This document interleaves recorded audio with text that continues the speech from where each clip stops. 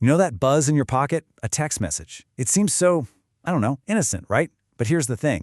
That one little notification can be the unlocked door to some of the biggest digital threats out there.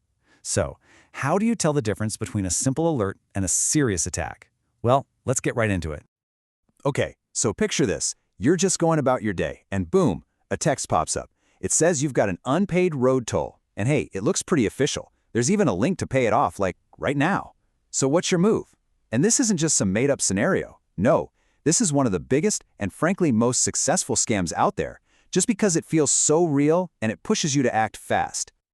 And if you're thinking, that's probably pretty rare, you might want to think again. A 2024 report from Proofpoint dropped a bombshell statistic. Get this, a whopping 75% of organizations got hit with mobile attacks just like this one, just last year. We're talking 3 out of every 4 businesses. This isn't just some small-time thing. It's a huge coordinated attack. So if we're going to get smart about fighting back, we've got to know the playbook, right? We have to know what we're up against. These attacks all have their own names, and you've probably heard them thrown around. But let's just do a real quick breakdown so we're all speaking the same language. Okay, so here's the breakdown. Phishing, that's the classic one, right? The fake email con. Then there's vishing, which is basically voice phishing. You know those super annoying robocalls about your car's warranty? That's vishing. And finally, smishing.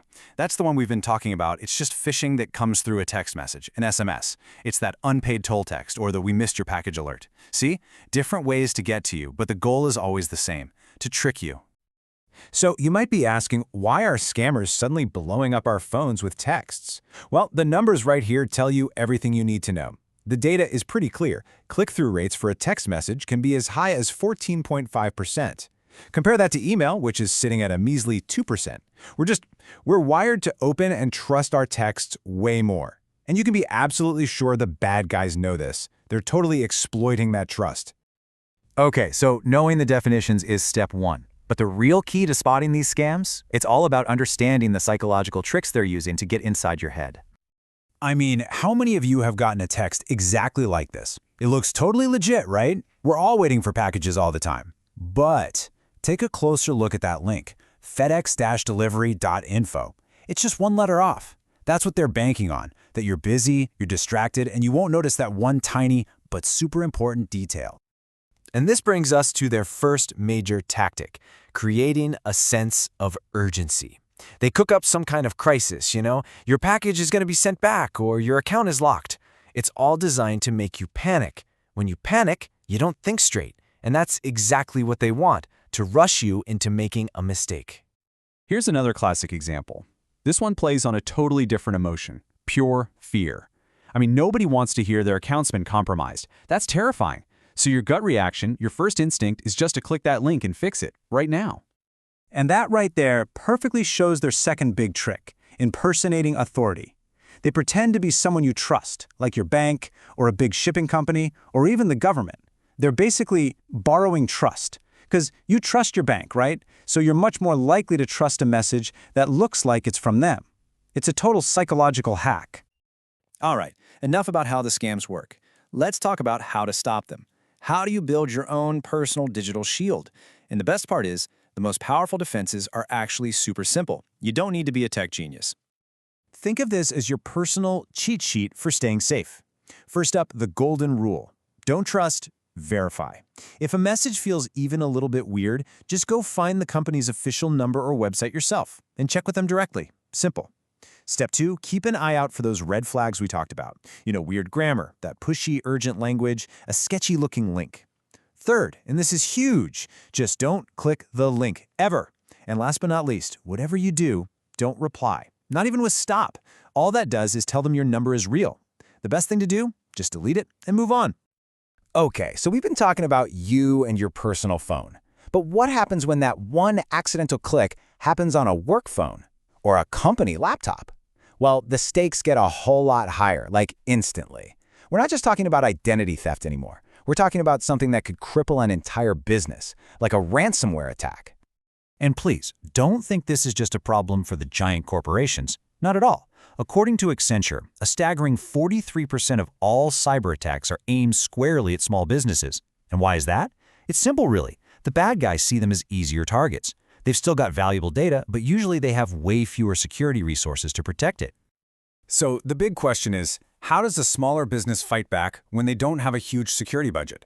Well, the Institute for Security and Technology has this really great way of looking at it. Think about it. You would never build a house without a blueprint, would you? Of course not. Your digital security is exactly the same. It needs a solid plan, a foundation, if you want it to hold up.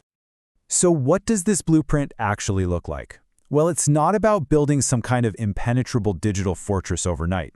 It's really about starting with a smart foundation and then, over time, making those high-impact improvements that really matter. Okay, so if you look at the major frameworks out there, like the one from NIST, they all agree on the absolute first step, the foundation for everything else. And it's actually super simple. You just have to know what you're protecting. It makes sense, right? You can't possibly defend something if you don't even know it's there. So what does that mean in the real world? It just means making some simple lists. What devices are on our network? What software is everyone using? Who has an account with access to our stuff? Just doing that, just mapping out your digital world, that is the bedrock. Everything else is built on top of that. All right, so once you know what you're protecting, you're probably thinking the next step is to go out and buy a bunch of expensive security software. But actually, no. The most critical part of your defense, and honestly the part that gets overlooked the most, is your people. And this number from Verizon shows you exactly why that's true. Get this, 85% of all data breaches have a human element. Think about that. One person clicking one bad link can make millions of dollars in security tech completely useless. So training your team, that's not just some box you have to check. It's probably one of the best investments you can possibly make in your security. So, what are the big things you should be doing? Here are the heavy hitters. First off, multi-factor authentication, or MFA. Just turn it on. It's like putting a deadbolt on your digital door. Next, automate your security updates. That way, holes get patched up fast without you even thinking about it. Then, like we just said, train your people. And finally, have a backup plan for your data that you know actually works. Because if the worst does happen, being able to recover is everything. Look, at the end of the day, it doesn't matter if it's your personal phone or your company's network. The game is pretty much the same. These threats, they aren't going anywhere. Scammers are always out there jiggling the handles on the digital doors. So really, there's only one question left to ask yourself. Are your doors locked?